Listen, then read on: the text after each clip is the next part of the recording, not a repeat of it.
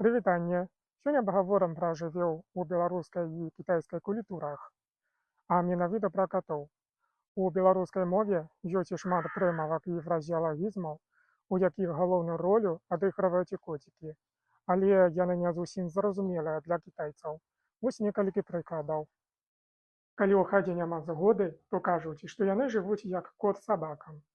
Кітайцы могуць зразумець сэнс гэтага выражэння, бо паўсюль і так гістарычна склалася, што гэтыя два хатнія гадаванцы не сябруюць паміж сабою. Проста ў кітайскай мове няма адпаведнай ідыёмы. Вось яшчэ у беларускай культуры чорны кот звычайна забабонна лічыцца за прыкмету няшчасця.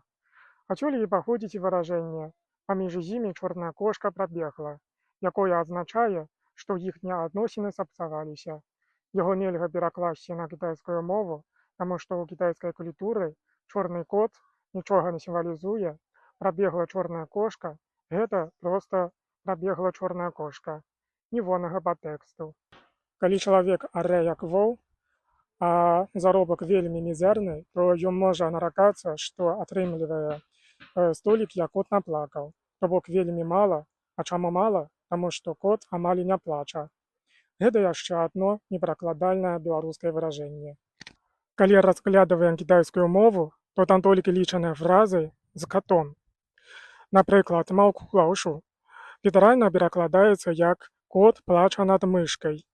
Яно ўжываецца для абазначэння чаёйсьці двудушнасці, таму што кот ніколі не шкадуе сваіх ахвяраў.